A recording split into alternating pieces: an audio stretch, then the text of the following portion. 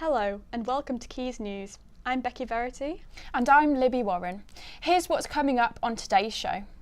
Eccles' dying high street is going to be regenerated in a new multi-million-pound project.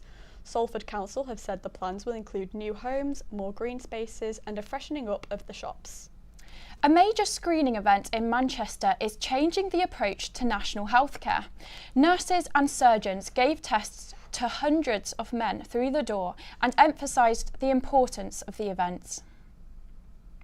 Every year we invite 18,000 men and our response rate is one of the best in the country. It's over 80% of people who get invited come for this test.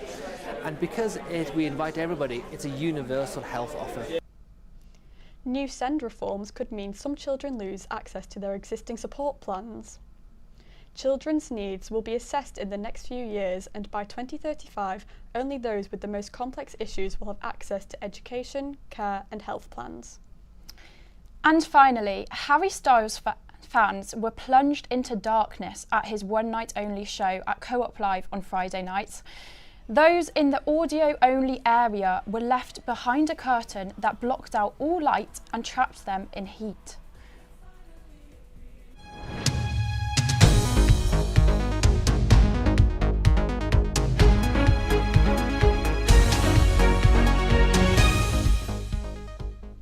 Salford Council have announced huge plans to regenerate Eccles' High Street.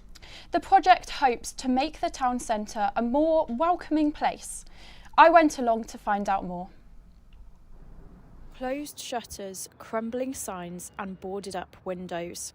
They have become the sights the locals are used to seeing on Eccles High Street, but not for much longer. Salford Council and the property development company Muse have announced a multi-million-pound project to give a new life to Eccles High Street. The regeneration plans will centre around Eccles Shopping Centre, which is currently being demolished. Changes will include more homes and better access to shops and cafes by reducing car dominance.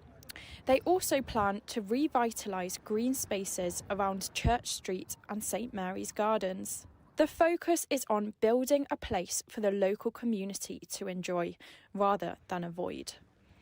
Mark, who has lived in Eccles for 19 years, isn't sure the development plans alone will be able to lift the town from its deathbed.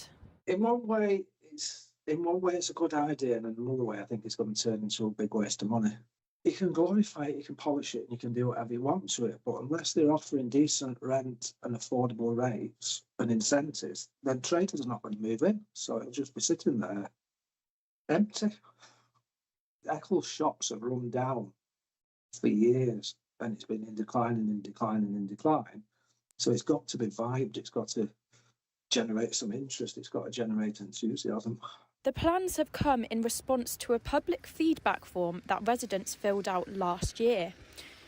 John Searle from Salford Council says, insights from the initial community conversation late last year have helped the team to craft the developing master plan, and it is vital that the community continue to be involved in shaping the next phase.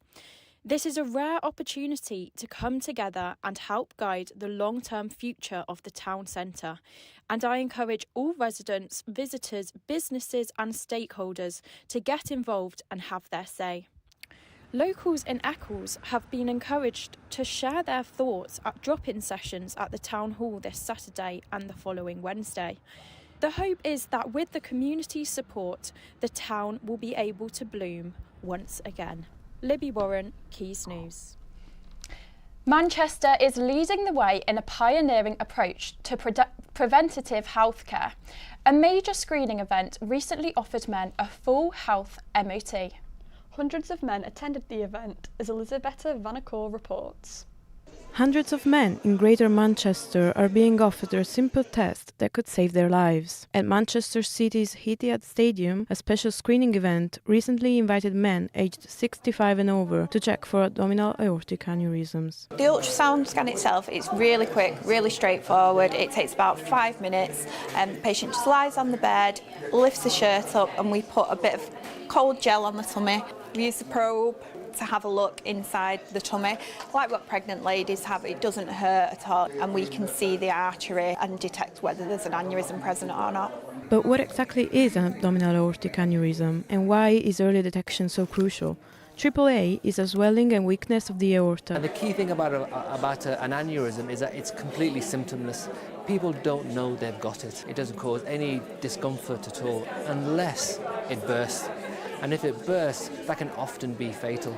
The NHS invites men for a free screening when they turn 65. In Greater Manchester and East Cheshire alone, around 18,000 men are invited for screening every year, with more than 80% attending. But today's event goes further than just the scan. Visitors can also check their cholesterol and diabetes risk, speak to financial advisors from Citizens Advice, and access mental health support for a total of more than 25 services under one roof. That includes getting their feet checked. Very few people realise that if you have cardiovascular disease or a heart attack or a stroke, you can also get the same disease in your legs as well. Health leaders say the problem with public health checks is that they often depend on people seeking help themselves. The big issue with public health events is that it's opportunistic. If you go to your GP, they've only got 10-minute appointments, so they can't really do a full gamut of tests in that very short amount of time. We're trying to move in the NHS towards preventative care and diagnostic testing, early identification of existing disorders that people might not be aware of. Greater Manchester has been chosen as England's first prevention demonstrator as part of the government's 10-year health plan. Could initiatives like this one reshape public health care across the country? Absolutely. I think the key thing for this programme is we want to do something called Make Every Contact Count. So this event today is a trial for what it is to show the art of the possible. We've pioneered this. It's one of the biggest AAA screening events, collaborating with other services in the local community. And I think it could lead the way because it's been so successful.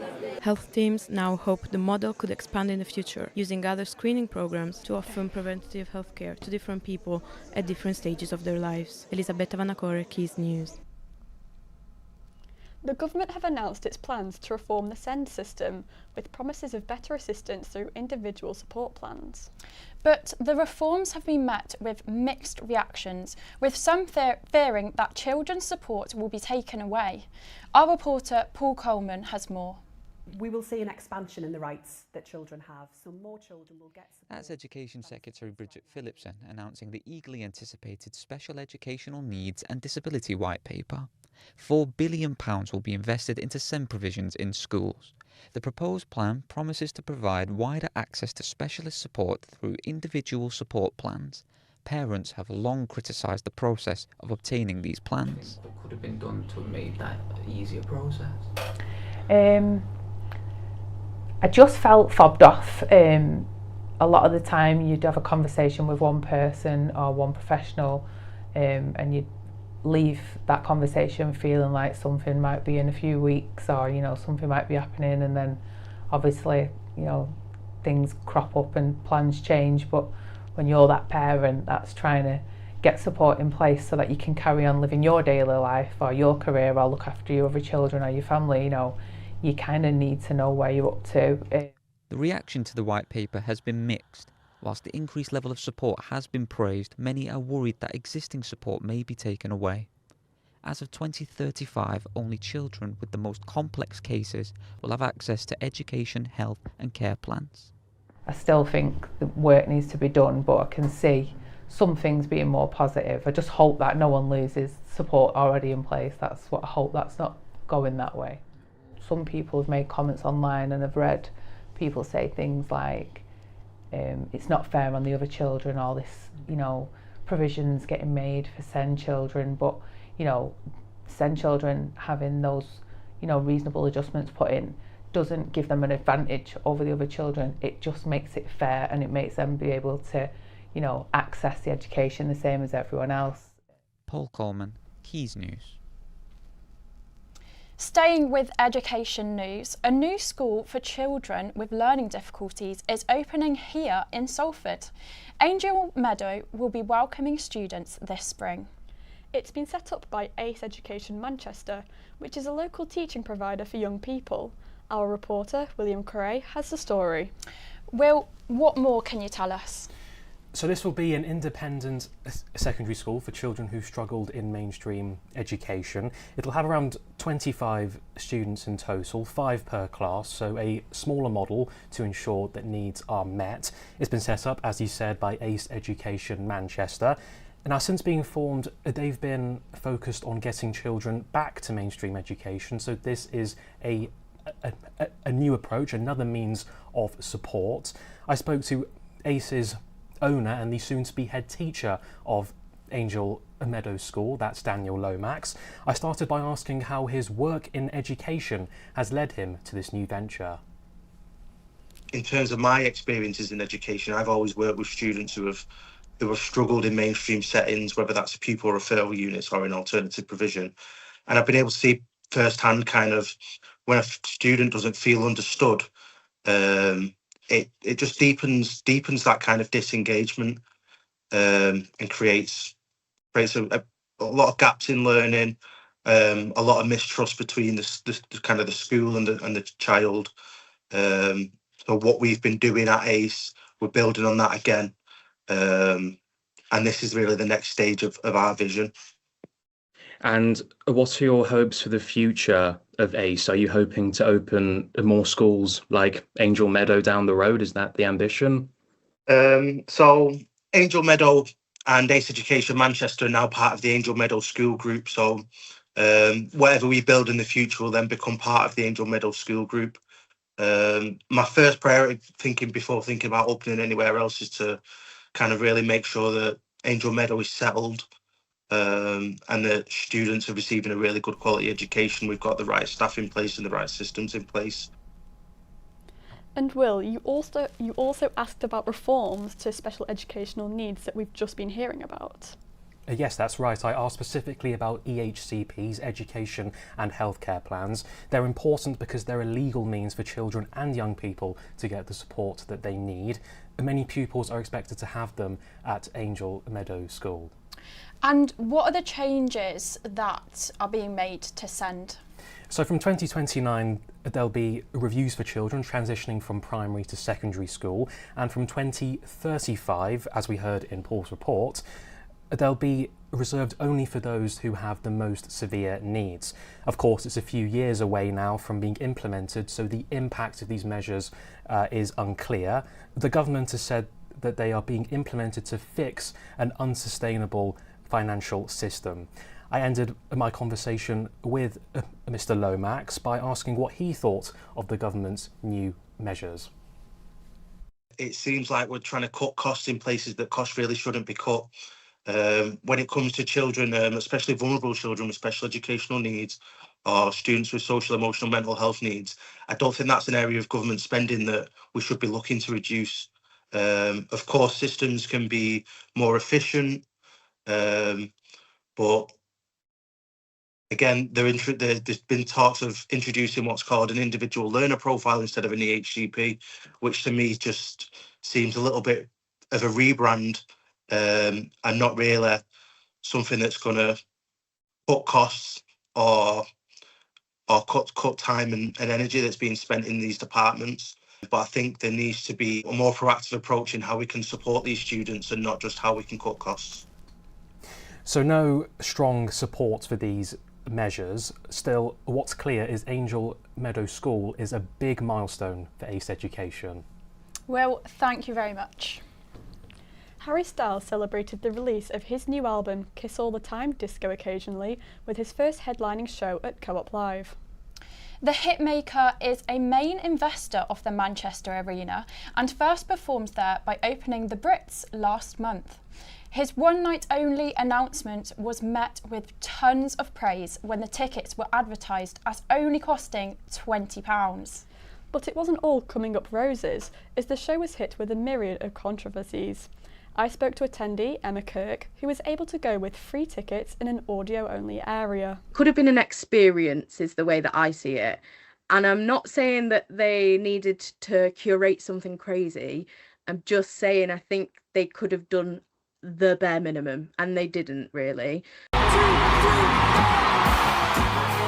Emma attended Harry Styles' one-night-only show at Co-op Live on Friday night and was sat behind a curtain meant to obstruct views of the stage.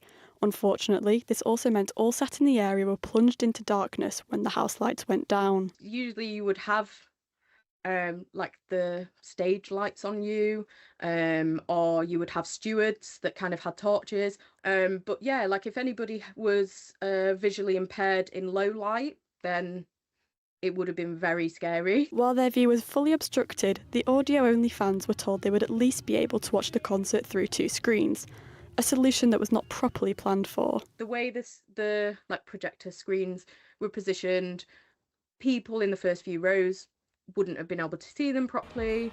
And then, like I said, they showed probably about 30% of the entire gig.